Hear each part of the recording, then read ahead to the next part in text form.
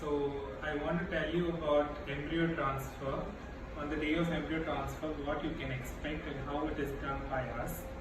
So usually we do our recollections and our lab work in the morning, and we do the embryo transfers in the afternoon.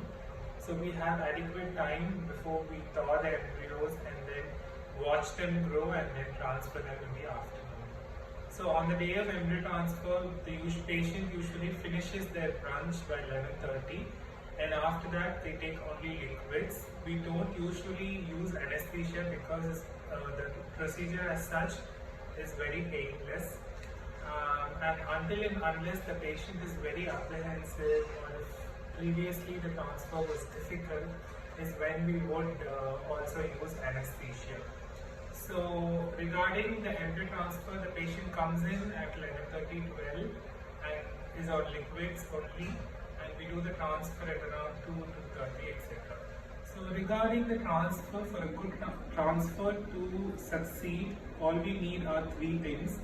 First is a good embryo, which again depends on a good sperm as well as a good egg, a good endometrium to house the embryo, as well as an easy technique of transfer.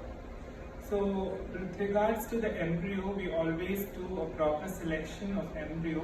We always take the embryos to day 5 culture, and we rarely do a day 3 transfer or a day 4 transfer. It's only a blast for us.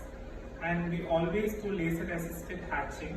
So this laser assisted hatching also helps for the embryo to implant, and we always use embryo glue as well. And we select the embryo which is morphologically the best embryo, and we transfer those embryos. Regarding the endometrium, once the patient comes and starts stimulation with us, is when we start monitoring the endometrium to pick up if there are any problems with the endometrium as such. And if there are any problems, we ask the patient to undergo a hysteroscopy to rule out if there is any septum, polyp, fibroid, etc. Also, we do a diagnosis, we do an endometrial biopsy and a mock transfer during the time of recollection, and treat if there is endometritis. If everything is okay, we do an appropriate protocol for endometrial transfer preparation of the endometrium, depending upon the clinical characteristics.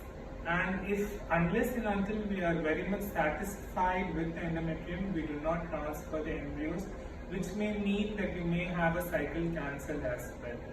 And regarding the transfer is always done under ultrasound guidance, and it is always should be a smooth transfer. And to ensure that the transfer is smooth, we do a mock transfer or a dummy transfer prior to the actual transfer to know the orientation of the cervical os, and we always do this all under ultrasound guidance. We use the afterload technique so that we don't handle the embryos a lot outside the embryology lab and outside the body. So these three things are paramount. Once the transfer is done, which is actually a 10-minute job, the transfer is done, the patient stays in the couch for about 20 minutes, and then the patient is shifted to the room. I usually ask my patients to stay that day because they don't have to figure out way of transport and have the tension of going to home and resuming their work. So they stay one day in the hospital and they are discharged the next day, unless and until they want to stay for further more days in the hospital. So I hope this helped, and I hope you have a smooth embryo transfer and a positive beta HCG as well. Thank you.